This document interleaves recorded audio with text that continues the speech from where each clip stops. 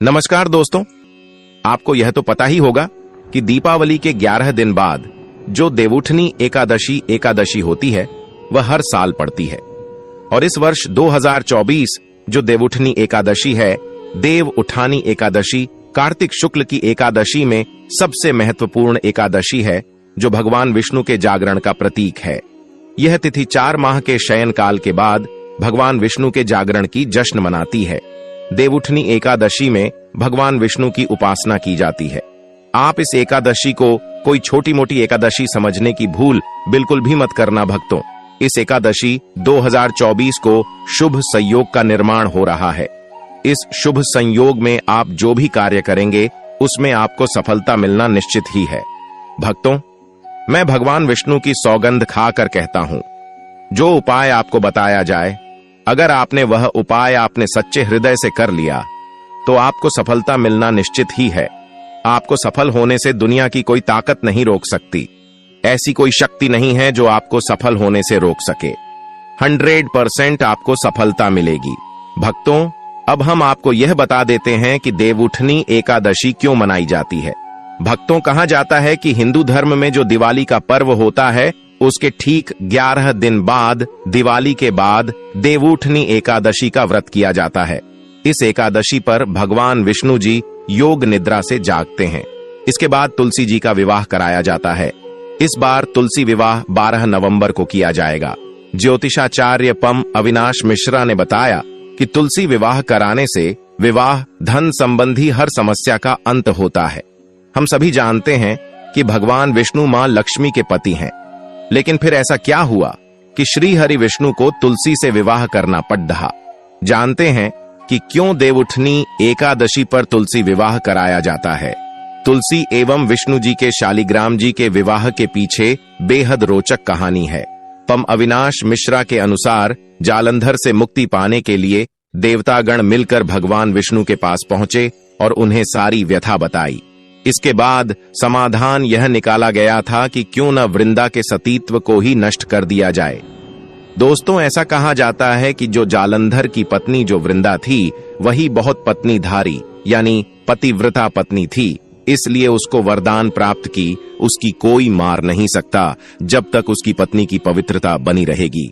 इसलिए भगवान श्री विष्णु ने यह किया कि उसने उसकी पत्नी की पवित्रता को पत्नी वृंदा के पतिव्रता धर्म को तोड़ने के लिए भगवान विष्णु जी ने जालंधर का रूप धारण कर वृंदा को स्पर्श कर लिया, जिसके कारण वृंदा का पतिव्रत धर्म टूट गया एवं जालंधर की शक्ति क्षीण हो गई एवं युद्ध में भगवान शिव जी ने उसका सिर धड्डियच से अलग कर दिया और इस तरह से जालंधर की मृत्यु हो गई। चलिए वक्त अब जान लेते हैं कि जो देवउठनी एकादशी है उसका शुभ मुहूर्त क्या रहने वाला है, किस तारीख को पड़ रही है देवउठनी एकादशी। इस बार की एकादशी देव उठानी एकादशी 2024 में मंगलवार 12 नवंबर 2024 को मनाई जाएगी। हिंदू धर्म में देवउठनी एकादशी बहुत ही धूमधाम से बनाई जाती है। देवउठनी एकादशी 2024 की तिथि और शुभ मुहूर्त 12 नवंबर 2024 मंगलवार पारणा मुहूर्त, 13 नवंबर को सुबह 6:42 से 8:51 तक रहेगा। इसकी कुल अवधि 2 घंटे 9 मिनट की होगी। यह एकादशी सभी एकादशी में सबसे महत्वपूर्ण और शक्तिशाली एकादशी है। यह तिथि भगवान विष्णु के 4 माह के शयन काल के बाद जागरण का प्रतीक है, जिसके बाद मंगल कार्य और शादी विवाह के कार्य शुरू होते हैं। देव उठानी एकादशी का महत्व हिंदू संस्कृति में बहुत अधिक है, क्योंकि यह तिथि भगवान विष्णु के जागरण का प्रतीक है और इस दिन तुलसी विवाह की रस्म भी निभाई जाती है। भक्तों, वीडियो में आगे बढ़ने से पहले आप कमेंट बॉक्स में जय विष्णु भगवान जरूर ही लिख दें। इस वीडियो में हम आपको वह एक छोटा सा उपाय बताएंगे जिससे लोग छोटे से उपाय से ही धनवान बन जाएंगा। माता लक्ष्मी का आशीर्वाद सीधा उनको प्राप्त होगा। माता लक्ष्मी उनके घर में सदा के लिए बस करेंगी। भक्तों, एक प्राचीन कथा के अनुसार देव उठानी एकादशी की कथा एक प्राचीन कथा है जो भगवान विष्णु के जागरण के बारे में है। यह कथा इस प्रकार है। प्राचीन काल में एक राजा था जिसका नाम बलि था। वह बहुत ही धार्मिक और न्यायप्रिय था। उसके राज्य में सभी लोग खुश और संतुष्ट थे। एक दिन भगवान विष्णु ने राजा बलि को परीक्षा लेने के लिए एक ब्राह्मण का रूप धारण किया और उसके दरबार में आया। भगवान विष्णु ने राजा बलि से कहा कि वह उसके राज्य का एक छोटा सा हिस्सा चाहते हैं। राजा बलि ने भगवान विष्णु को उसके राज्य का एक छोटा सा हिस्सा देने का वचन दिया। लेकिन जब भगवान विष्णु ने अपने वास्तविक रूप में आकर राजा बलि से उसके राज्य का समस्त भाग मांगा, तो राजा बलि ने अपना वचन पूरा करने के लिए अपना समस्त राज्य भगवान विष्णु को दे दिया। इस पर भगवान विष्णु ने राजा बलि को पाताल लोक में जाने का आदेश दिया और स्वयं राजा बलि के स्थान पर बैठकर राज्य करने लगे। राजा बलि की पत्नी विंध्यावली अपने पति के वियोग में बहुत दुखी हुई। उन्होंने भगवान विष्णु से अपने पति को वापस लाने के लिए प्रार्थना की। भगवान विष्णु ने विंध्यावली को वरदान दिया कि वह 4 माह के शयन काल के बाद जागरण करेंगे और राजा बलि को वापस लौटाएंगे। इस प्रकार भगवान विष्णु 4 माह के शयन काल के बाद जागरण करेंगे और राजा बलि को वापस लौटाएंगे। यह तिथि देव उठानी एकादशी के रूप में मनाई जाती है। इस कथा के आधार पर देव उठानी एकादशी का महत्व भगवान विष्णु के जागरण के बारे में है। यह तिथि भगवान विष्णु के जागरण का प्रतीक है और इस दिन तुलसी विवाह की रस्म भी निभाई जाती है। दोस्तों, आज हम आपको इस वीडियो में देव उठानी एकादशी की संपूर्ण पूजा विधि बताएंगे। इससे पहले आप वीडियो को लाइक जरूर कर दें और कमेंट बॉक्स में जय विष्णु भगवान जरूर ही लिख दें और चैनल को सब्सक्राइब जरूर ही कर दें ताकि आने वाली वीडियो का नोटिफिकेशन शीघ्र आपको प्राप्त हो सके।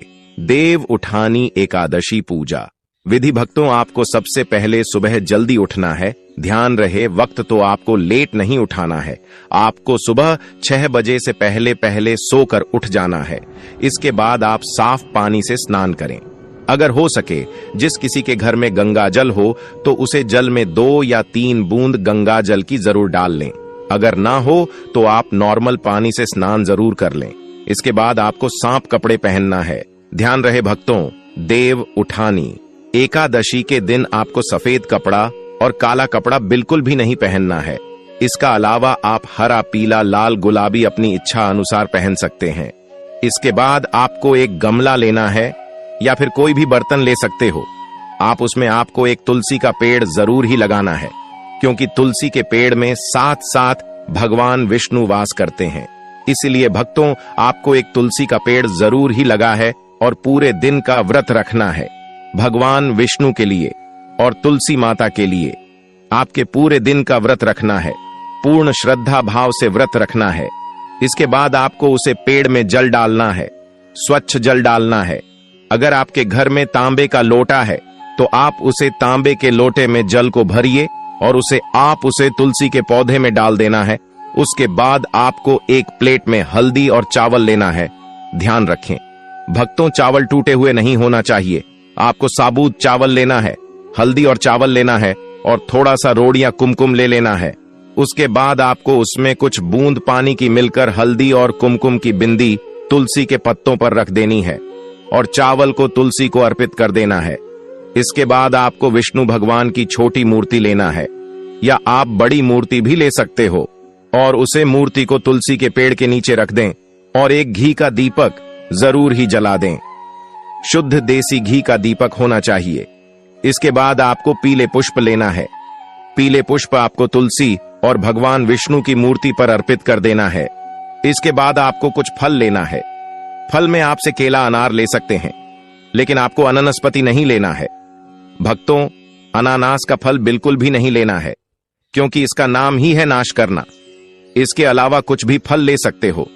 इसके बाद आपको भगवान विष्णु का पूर्ण श्रद्धा भाव से धूप ध्यान करें, पूजा करें और उनकी कथा सुनाएं। भगवान विष्णु के मित्रों का उच्चारण करें। इसके बाद आपको तुलसी के कुछ पत्ते तोड़ लेना है और उन पत्तों को भगवान विष्णु के चरणों में रख देना है। इसके बाद पूर्ण श्रद्धा भाव से पूजा करना है और तुलसी के पेड़ की पूजा करना है। इसके बाद आप अपने परिवार सहित भगवान विष्णु का जागरण करें और उनकी कथा सुनें। दिन में भगवान विष्णु के चित्र या मूर्ति के सामने बैठकर ध्यान करें। भगवान विष्णु के मंत्रों का जाप करें। तुलसी के पत्तों को भगवान विष्णु के चरणों में रखें। पूजा स्थान पर फल और फूल चढ़ाएं। वह तो इसके बाद आपको थोड़ा आराम कर लेना है। भक्तों, व्रत में कुछ ऐसी गलतियां हैं, इससे व्रत टूट जाता है। तो उन गलतियों को आपको ध्यान में रखना चाहिए कि हमारे द्वारा यह गलतियां बिल्कुल भी ना हो, अन्यथा उसका असर आपको और आपके परिवार को भुगतना पड़ सकता है।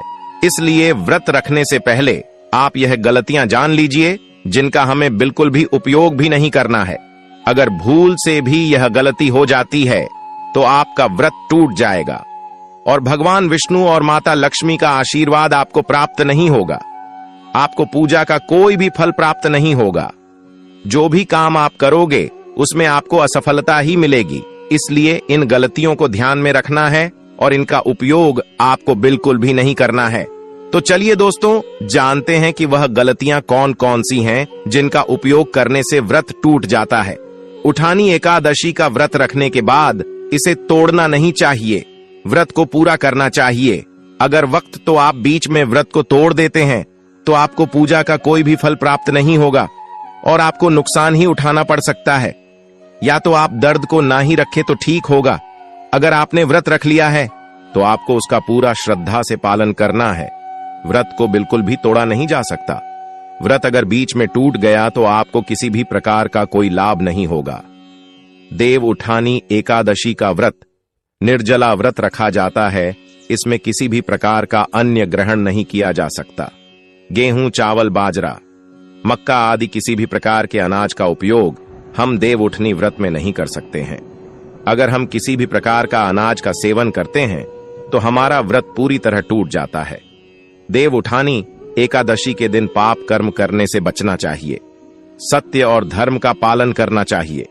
एकादशी व्रत में हमें किसी भी प्रकार का पाप नहीं करना चाहिए। किसी जानवर को नुकसान नहीं पहुंचना चाहिए। किसी लाचार को सताना नहीं चाहिए। हो सके तो उनकी मदद ही करनी चाहिए। देव उठानी एकादशी के दिन क्रोध करने से बचना चाहिए। शांत और धैर्यवान रहना चाहिए। इस दिन हमें किसी पर के किसी भी प्रकार का कोई गुस्सा नहीं करना है। अपने क्रोध को नियंत्रण में रखना है। अगर हम किसी पर गुस्सा करते हैं तो उसका प्रभाव हमारे व्रत पर जाता है और वह टूट जाता है। देव उठानी एकादशी के दिन असत्य बोलने से बचना चाहिए। सत्य और सच्चाई का पालन करना चाहिए। इस दिन भक्तों, आपको किसी प्रकार को यह सत्य नहीं बोलना है, क्योंकि यह व्रत पूर्ण श्रद्धा भाव से रखा जाता है। सच्चे मन से रखा जाता है।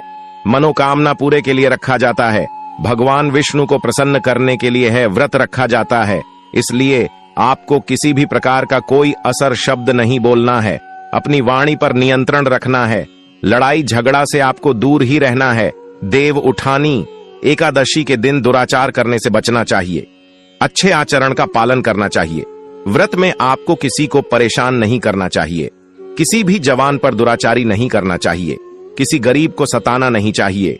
किसी का पैसा नहीं खाना चाहिए। आपको हमेशा सदाचार आचरण का पालन करना चाहिए। देव उठानी एकादशी के दिन व्यर्थ की गतिविधियों से बचना चाहिए। भगवान विष्णु के ध्यान में रहना चाहिए। देव उठानी एकादशी के दिन शारीरिक संबंध बनाने से बचना चाहिए। ब्रह्मचर्य का पालन करना चाहिए। भक्तों, कुछ लोग होते हैं जो व्रत रखने के बाद भी संबंध बनाना लेते हैं। इस बात का आपको विशेष ध्यान रखना चाहिए। व्रत में आपको किसी भी प्रकार का कोई शारीरिक संबंध नहीं बनाना है, नहीं तो व्रत टूट जाता है और इसका असर आपके परिवार पर विपरीत पड़ता है। देव उठानी एकादशी के दिन मांसाहार करने से बचना चाहिए। शाकाहारी भोजन करना चाहिए। शाकाहारी भोजन ही व्रत के पारण पर करना चाहिए। महाशहरी भोजन का उपयोग आपको बिल्कुल भी नहीं करना है। तामसिक भोजन का प्रयोग किया जाता है। देव उठानी एकादशी के दिन देवताओं का अपमान करने से बचना चाहिए। देवताओं का सम्मान करना चाहिए। इन गलतियों से बचकर देव उठानी एकादशी का व्रत सफलतापूर्वक पूरा किया जा सकता है और भगवान विष्णु की कृपा प्राप्त की जा सकती है। भक्तों, अब हम आपको बताएंगे कि आपको एकादशी व्रत में क्या खाना है और क्या नहीं खाना है। क्या खाने से आपका व्रत टूट जाता है और क्या ना खाने से आपका व्रत नहीं टूटा। तो वीडियो को पूरा जरूर देखें। दोस्तों, वैसे तो है एकादशी का व्रत निर्जला व्रत रखा जाता है, लेकिन अगर आप बीच में कुछ खाना चाहो तो आप फल खा सकते हैं। हाल में आपको केला, सेब, नारंगी, अंगूर आदि का सेवन कर सकते हैं। इसके अलावा कुछ सब्जियां भी हैं। शाकाहारी सब्जियां हैं जिनका उपयोग भी हम व्रत में कर सकते हैं, जैसे आलू, गाजर, मूली, शलजम, सिंघाड़े। शाकाहारी अनाज हाथी का उपयोग कर सकते हैं। इसके अलावा हम पीने वाले पदार्थ में दूध और दही, ड्राई फ्रूट्स में बादाम, काजू, पिस्ता, सूखे मेवे, खजूर, किशमिश, चाय और अधिक जल आदि का उपयोग आप व्रत के दौरान कर सकते हो। लेकिन कुछ भोजन ऐसे हैं जिन्हें व्रत में खाने का मन ही है। यह भोजन आपको बिल्कुल भी नहीं खाना है। इन भोजन को खाने से आपको बचना चाहिए, नहीं तो व्रत टूट जाता है और इसका आपको कोई भी फल प्राप्त नहीं होगा। भक्तों, आपको व्रत के दौरान चावल, गेहूं, मैदा से बन चीज, मसालेदार सब्जियां, सरसों का तेल, मांसाहारी भोजन, शराब, मछली, अंडे, नशीले पदार्थ आदि और प्याज, लहसुन का तो उपयोग आपको बिल्कुल भी नहीं करना है।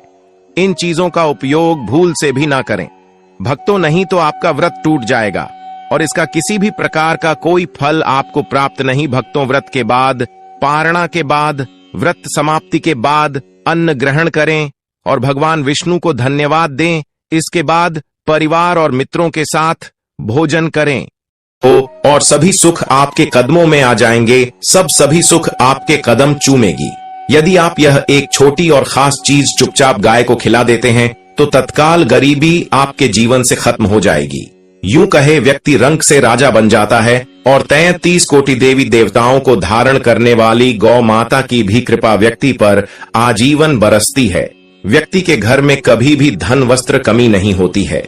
धन के भंडार व्यक्ति के घर में भरे रहते हैं। व्यक्ति के जीवन से काल गरीबी खत्म हो जाती है।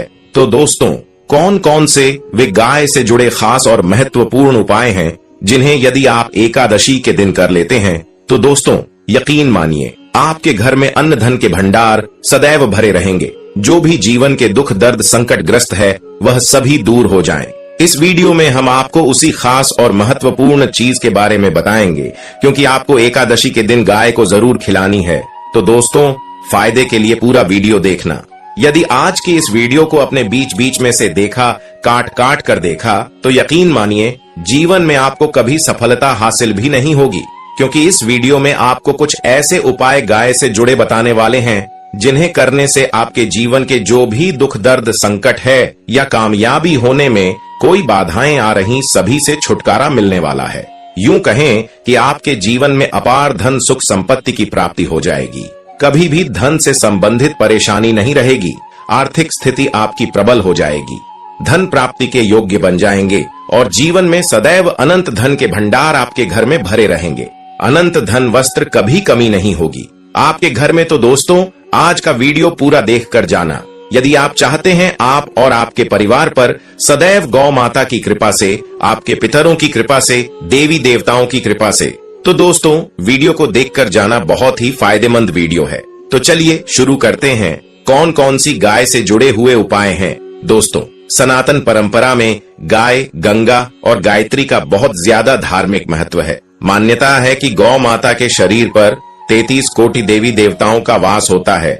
गौ माता की सेवा एवं पूजा करने वाले जातक पर इन सभी देवी देवताओं की कृपा बरसती है। गौ सेवा से न सिर्फ इस जन्म के बल्कि पूर्व जन्म के भी दोष दूर हो जाते हैं। प्रत्येक सुबह जब आपके घर में भोजन बनना प्रारंभ हो तो सबसे पहले बनाई गई रोटी को आप गौ माता के नाम से निकाल दें और गौ माता को इस रोटी को खिलाएं। यदि संभव हो तो काली गाय को खिलाएं। यदि काली गाय ना मिले तो सफेद गाय को खिला दें। प्रत्येक पूजा और मांगलिक कार्य में गौ माता या उनसे जुड़ी चीजें जैसे गाय का गोबर, गोमूत्र, गाय का दूध अथवा गाय के दूध का उपयोग किया जाता है। परंपरा के अनुसार जिस घर में गाय होती है उस घर से जुड़े सभी वास्तु दोष स्वतः ही समाप्त हो जाते हैं। दोस्तों, गौ कृपा पाने के लिए प्रतिदिन, सप्ताह अथवा महीने में परिवार समेत एक बार गौशाला जाने का नियम जरूर बनाएं और वहां गायों को हरा चारा जरूर खिलाएं। इससे आपको शुभ फलों की प्राप्ति होगी और साथ ही साथ गौ सेवा और गौ पूजा से 9 ग्रह शांत हो जाते हैं और इनसे जुड़े दोषों का निदान हो जाता है। गर्मियों में गौ माता को पानी पिलाएं और सर्दी में गौ को गुड़ अवश्य खिलाएं। ध्यान रखें कि गर्मियों में गाय को गुड़ न खिलाएं। अनेक देवी देवताओं को अपने शरीर पर धारण करने वाली गौ माता से जुड़े कई शुभ और अशुभ संकेत भी होते हैं। यदि कोई यात्रा पर निकल रहा हो और गाय अपने बछड़े को दूध पिलाती सामने आ जाए, तो निश्चित रूप से जिस यात्रा के लिए आप निकली हैं, वह यात्रा आपके लिए अवश्य ही सफल होगी और वह काम जिसके लिए आप निकले हैं वह अवश्य ही होगा। यात्रा पर जाते समय बाईं ओर गाय की आना और रात्रि में गाय की हुंकार करना भी शुभ होता है। दोस्तों, साथ ही साथ गाय के साथ आप भूलकर भी ये काम न करें, अन्यथा मिलता है घोर नरक और जीवन भर की परेशानियां। जी हाँ दोस्तों, गाय को राष्ट्रीय पशु बनाए जाने और इन्हें मौलिक अधिकार दिए जाने की बात हो रही है, तो सवाल उठता है कि गाय जब भारतीय संस्कृति का अहम हिस्सा है, तब भी गाय के साथ लोग खराब व्यवहार कैसे कर लेते हैं। गाय दर दर भटकती रहती है, भरपेट इन्हें चारा तक लोग नहीं देते। गाय जब तक दूध देती रहती है तो उनकी होती है, और जैसे ही दूध देना बंद कर देती है तो लोग इन्हें उनकी किस्मत पर छोड़ देते हैं, सड़कों पर और गलियों में भटकने के लिए। ऐसे में गोवंशी जीवों को कोई डंडे से मारता है और कोई उन पर पानी डाल देता है, कभी वाहनों से इन्हें ठोकर लग जाती है तो कभी बीमार होकर बेचारी ये गायें दम तोड़ देती हैं। ऐसे में जरूरत है इन बातों को जानने की कि गाय को लेकर शास्त्रों में क्या कहा गया है, गाय के साथ आपको कैसा व्यवहार करना चाहिए। क्या दोस्तों, गाय को कभी भी मारना पीटना नहीं चाहिए। शास्त्रों में गाय को माता का दर्जा दिया गया है। गाय को मारने पीटने, माता को मारने पीटने वाले के सामान पाप का भागी ही होता है। ऐसे घरों को नर्क लोक में वर्षों तक कष्ट भोगना पड़ता है। अगले जन्म में पशु जन्म मिलता है। कथा है कि गौतम मुनि ने गलती से गाय को डंडा मार दिया था, जिससे गाय की मृत्यु हो गई थी और इस पाप से मुक्ति के लिए वर्षों तक तपस्या करनी पड़ी। भगवान श्री कृष्ण जी ने बैल स्वरूप में आए वृद्धाश्रम का वध कर दिया था, जिससे मुक्ति के लिए भगवान श्री कृष्ण को संपूर्ण तीर्थों को एक कुंड में बुलाना पड़ा। इस कुंड में स्नान से वह पाप मुक्त हो गए थे। यह दोस्तों, साथ ही साथ जो लोग पानी पी रही गाय को भगाते हैं, वे घोर पाप के भागी बनकर नरक भोगते हैं, ऐसा पुराण में बताया गया है। जबकि जो लोग गाय के लिए प्याऊ और चारा बनवाते हैं, वह महाभाग्यवान होते हैं। ऐसे लोग घोर पाप से मुक्त होकर स्वर्ग पा जाते हैं और बड़े ही धनवान कुल में जन्म लेकर सुख भोगते हैं। और साथ ही साथ आराम कर रही गाय को कष्ट देकर कभी भी उठाना नहीं चाहिए। कहते हैं कि जिस स्थान पर गाय बैठी है, वहां से नकारात्मक ऊर्जा समाप्त हो जाती है। गाय के रहने की जगह को जो लोग नियमित साफ रखते हैं, वे पूर्व जन्म में किए गए जाने अनजाने में पापों से मुक्त हो जाते हैं और गोलोक में स्थान पाते हैं। गाय को डंडा मारकर उठाना, पानी डालकर उठाने से मनुष्य पाप का भागी बनता है और अगले जन्म में उसे दर दर भटकना पड़ता है। और साथ ही साथ शास्त्रों में बताया गया है कि गाय का दूध उसके बछड़े के लिए होता है। गाय के बछड़े से बचा हुआ दूध ही मनुष्य को लेना चाहिए, परंतु कुछ लोग गाय से एक बार दूध लेने के बाद फिर से बछड़े के लिए बचा हुआ दूध भी दोह लेते हैं। ऐसा करना महापाप कहा जाता है। ऐसे दूध को निकालने वाला और ग्रहण करने वाला दोनों ही पाप के भागी बन जाते हैं। दोस्तों, साथ ही साथ शास्त्रों में कहा गया है कि गोवंश यानी गाय और बैल की पीठ पर नहीं बैठना चाहिए। उनकी पीठ पर बैठने से महापाप लगता है। ऐसे लोगों को नरक की यात्रा भोगनी पड़ती है। एकमात्र महादेव के अंश के उत्पन्न नंदी ही गौवंश हैं, जिन पर स्वयं महादेव सवारी करते हैं, जो कि नंदी ने स्वयं अपनी इच्छा से महादेव की सवारी बनना स्वीकार किया था। और साथ ही साथ शास्त्रों में गाय के दान को बहुत ही महत्व दिया गया है, परंतु ऐसी गाय का दान कभी नहीं करना चाहिए जो बूढ़ी और बीमार हो। नचिकेता की कथा भी इस संदर्भ में है कि जिस नचिकेता ने पिता द्वारा बूढ़ी गाय को दान करने पर आपत्ति जताई थी। दूध देने वाले और बछड़े सहित जो लोग गाय का दान करते हैं, वे स्वर्ग में स्थान पाते हैं। दोस्तों, साथ ही साथ सूर्य, चंद्र, मंगल या शुक्र की युति राहु से होकर संबंध पिता से एवं केतु का संबंध रक्त से होने के कारण सूर्य यदि शनि, राहु और केतु के साथ स्थित हो या दृष्टि संबंध हो तथा मंगल की युति राहु या केतु से हो तो पितृदोष होता है। इस दोष से जीवन संघर्ष में बन जाता है। यदि पितृदोष हो तो गाय को प्रतिदिन या किसी भी एकादशी को या किसी भी पूर्णिमा के दिन या अमावस्या को रोटी, गुड़, चारा आदि खिलाने से पितृदोष समाप्त हो जाता है। साथ ही साथ यह संकेत भी जान ले, यदि आप यात्रा में जा रहे हैं और सामने आपके गाय पड़ जाए अथवा अपने बच्चों को दूध पिलाती हुई सामने दिख जाए तो समझ जाना कि वह यात्रा आपके लिए अवश्य ही सफल होगी। और साथ ही साथ जिस घर में गाय होती है उसे घर में वास्तु दोष स्वतः ही समाप्त हो जाता है। और साथ ही साथ आपको बता दें कि गाय को आप जो भी रोटी, गुड़ और चारा खिलाते हैं, गाय को अगर आपने रोटी बनाई है तो कोशिश करें कि उसे रोटी को तुरंत ही गाय को दे दें। अगर आप उसे रोटी को रख देंगे और उसे रोटी को अगले दिन देंगे तो वह रोटी बासी मानी जाएगी। गाय को कभी भी बासी रोटी ना दें, इससे घर में नकारात्मक ऊर्जा वास करती है और जो भी कार्य आपके बनने वाले होंगे वह कार्य भी आपकी बिल्कुल भी नहीं बनेंगे। इससे आपके घर में हमेशा दलित देवता का वास रहेगा और आप जिस भी कार्य को करेंगे उसे कार्य में आपको हमेशा असफलता ही हाथ लगेगी। इसलिए कोशिश करें कि गाय को रोजाना रोटी बनाकर खिलाएं और रोटी को बिल्कुल न रखें। बासी रोटी गाय को न दें और साथ ही साथ सड़ी गली चीज गाय को नहीं खिलानी चाहिए। कि घर में कोई फल है, कोई सब्जी है, सड़ जाए तो लोग क्या करते हैं, गाय को खिला देते हैं। ऐसा हमें बिल्कुल भी नहीं करना चाहिए। ऐसा करने से यदि आप गाय को खिलाते हैं तो आप अपने भाग्य से खेलते हैं। आप बिल्कुल भी गाय को सड़ी गली चीज नहीं खिलाएं। और साथ ही साथ आप आटे की 11 लोइयां बनाकर इनके ऊपर हल्दी लगाइए। इसके बाद आप उन 11 लोइयों को एक एक करके गाय को खिलाएं। प्रत्येक लोई को खिलाते समय गाय की सिंह पर आप हाथ फेरें, पीठ पर हाथ फेरें, मस्तक पर हाथ फेरें, माता गाय के आप चरणों के स्पर्श करें। यह दोस्तों ऐसा करने से आपके समस्त कार्य बनने लगेंगे। जो दुख का समय चल रहा है वह भी समाप्त होगा। आपके जीवन में खुशियां ही खुशियां होगी। और एक बार आप 7 बार गाय की परिक्रमा भी कर लें तो आपके समस्त कार्य पूर्ण होंगे। और साथ ही साथ आप गाय को जब भी रोटी दें, रोटी पर या तो आप थोड़ी सी हल्दी लगा लें या थोड़ा गुड़ रख लें। अगर गुड़ ना हो तो थोड़ा आप मिश्री रख सकते हैं, थोड़ा घी रख सकते हैं। दोस्तों, गाय को कभी भी सूखी रोटी ना खिलाएं। सूखी रोटी मतलब गाय जो रोटी खिलाएं उस पर कुछ न कुछ रखकर खिलाएं। हल्दी रख लें, गुड़ रख लें, मिश्री रख लें या जो भी रख ले, लेकिन खाली रोटी नहीं खिलानी है। आपको ध्यान इस बात का रखना है दोस्त, गाय के अंदर सभी देवी देवताओं का निवास माना जाता है। तो आप सुबह जो पहली रोटी बनाते हैं वह अगर गाय को खिलाते हैं तो सभी देवी देवताओं का आशीर्वाद मिलता है। गाय को गुरु के साथ जोड़ा गया है, यानी गुरु ग्रह के साथ, बृहस्पति ग्रह के साथ।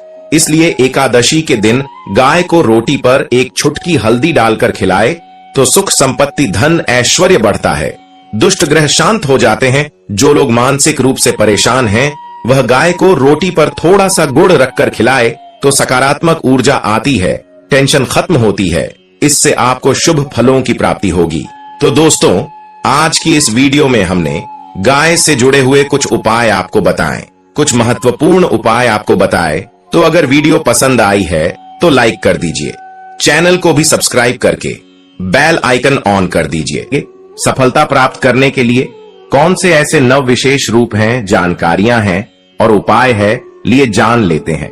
तो देवउठनी एकादशी पर तुलसी विवाह अगर आप करते हैं तथा अगर विष्णु जी की आप पूजन करते हैं तो विशेष रूप से कुछ आपको सावधानी रखनी चाहिए, या फिर आप हो सके तो यह उपाय जरूर करना, यह सावधानी जरूर बरतना है। तो तुलसी के पौधे के चारों तरफ आपको स्तंभ जरूर बनना चाहिए, फिर तोरण जरूर सजाना चाहिए, रंगोली से अष्टदल कमल जरूर बनाएं, शंख चक्र और गाय के पर, ये तीनों चीज जरूर बनना चाहिए। ऐसा माना जाता है कि इस दिन शंख चक्र और गाय के पर बनाए जाते हैं। तो ऐसे घर में भगवान नारायण तथा माता लक्ष्मी अस्थायी रूप से वास करती है। इनके दिव्य शक्तियां सूक्ष्म रूप से आपके घर में वास करती हैं। तुलसी के साथ आवाले का गमला इस दिन जरूर लगाना। तुलसी के साथ साथ आवाले का भी पूजन जरूर करना, क्योंकि अव्वल को भगवान विष्णु जी अर्थात नारायण जी के स्वरूप माना जाता है और तुलसी माता को लक्ष्मी जी का स्वरूप कहा गया है। जिस प्रकार नारायण के बिना तुलसी अधूरी है, उसी प्रकार तुलसी के बिना नारायण भी अधूरे हैं। अर्थात भगवान जो नारायण है ये अव्वल के स्वरूप में विराजमान होते हैं और माता तुलसी जो है ये लक्ष्मी के स्वरूप कह गए हैं। ये माता लक्ष्मी तुलसी के रूप में विराजमान होते हैं और माता तुलसी जो है ये लक्ष्मी के स्वरूप कह गए हैं। यह माता लक्ष्मी तुलसी के रूप में विराजित हैं। इस दिन हो सके तो तुलसी का 5 उपचार से पूजन जरूर करना। दोस्तों, कक्षक श्री मंत्र तुलसी का आप जरूर जपना। कक्षक श्री मंत्र इस प्रकार से है, श्री हिम कलीम एवं वृंदावन स्वाहा। यह दक्षित श्री मंत्र है। माता तुलसी जी इसे बहुत प्रसन्न होती है। इस दिन घी का दीप और धूप जरूर दिखाना। सिंदूर, रोली, चंदन और नावेद, यह 4 चीज है। तुलसी माता को चलाने से माता अखंड सौभाग्यवती का वरदान देती है। पुरुष चढ़ाते हैं तो ऐसे पुरुष के जीवन में फिर विष्णु जी की कमी नहीं होती है। दोस्तों, आपसे एक अनुरोध करना चाहूंगा, आप इस वीडियो को अपने मित्रों के साथ भी शेयर करें, जिससे कि उन्हें भी इससे जुड़ी संपूर्ण जानकारी प्राप्त हो सके। अर्थात धर्म की कमी नहीं होती। ऐसे पुरुष धर्म के मार्ग में चलने वाले होते हैं। धन की कमी कभी नहीं होती। हो सके तो इस दिन तुलसी माता को वस्त्र अलंकार से सुशोभित वस्त्र अलंकार आपको भेंट करना है। दोस्तों, लक्ष्मी जी का स्तोत्र या दामोदर स्तोत्र, यह जो पाठ कह गए हैं, यह आपको जरूर करना चाहिए। तुलसी के चारों ओर दीपदान जरूर करें। ऐसा माना जाता है कि जो भी व्यक्ति तुलसी को एकादशी की तिथि में दीपदान करते हैं चारों तरफ, तो ऐसे व्यक्ति को मृत्यु के पश्चात कभी भी अंधेरे की प्राप्ति नहीं होती। का मतलब है कि आप जो दीपदान करते हैं वह दीप प्रकाशित होते हुए आपकी जीवात्मा को स्वर्ग तक पहुंचने में मदद करते हैं। हो सके तो इस दिन दीपदान जरूर करें, और दान करने से हमारे पूर्वज की आत्मा को भी शांति मिलती है। जो हमारे पूर्वज किसी कारणवश भोग रहे, किसी कारणवश उन्हें स्वर्ग की प्राप्ति नहीं हो रही, तो दीपदान करने से उन्हें स्वर्ग की प्राप्ति होती है। दोस्तों, एकादशी के दिन भगवान विष्णु जी को तुलसी जरूर चढ़ाना चाहिए। ऐसा माना जाता है कि इस दिन एक तुलसी का पत्ता चढ़ाने से 1000 गोदान के बराबर की प्राप्ति होती है। भगवान नारायण को इस दिन केवल एक तुलसी का पत्ता चढ़ाने से 80,000 गोदान के बराबर धन की प्राप्ति होती है। लेकिन आज के दिन जान लीजिए, अर्थात इस दिन देव उठानी एकादशी के दिन गलती से भी तुलसी का पत्ता नहीं तोड़ा जाता, जो कि पेट आपको पहले से ही तोड़कर रखना है। जिन दंपतियों के यहाँ संतान न हो, तो ऐसे व्यक्ति तुलसी नमस्ते जरूर पढ़े। इससे संतान की प्राप्ति होती है। तुलसी नमस्तक के पाठ से सिर्फ शीघ्र ही, जिनका विवाह नहीं हो पता तो उनके शीघ्र ही विवाह हो जाता है। बल्कि जो व्यक्ति बिछड़न हो चुके हैं, जिनका कोर्ट कचहरी के मामले में कोई बड़ा कैसे अगर चलता है, तो वह समस्या भी दूर हो जाती है। दोस्तों, नए घर में तुलसी का पौधा इस दिन लगने से श्री हरि भगवान विष्णु जी बहुत प्रसन्न होते हैं, और ऐसे घर में सभी प्रकार की मंगलकारी चीज प्रदान करते हैं। नौकरी पाने के लिए, कारोबार में तरक्की के लिए, या फिर हो सके तो अपने जीवन में उन्नति के लिए तुलसी का पौधा पीले कपड़े में बांधकर ऑफिस या दुकान के आसपास में जरूर रखें। इससे आपको नौकरी में, कारोबार में प्रमोशन मिलेगा। आपको हर कार्य में तरक्की मिलेगी। आप अपने घर में भी यह कार्य कर सकते हैं। सच्चे हृदय से कमेंट बॉक्स में लिखना न भूले। जय श्री हरि, जय विष्णु जी, जय माता लक्ष्मी, जय माता तुलसी देव। उठानी एकादशी।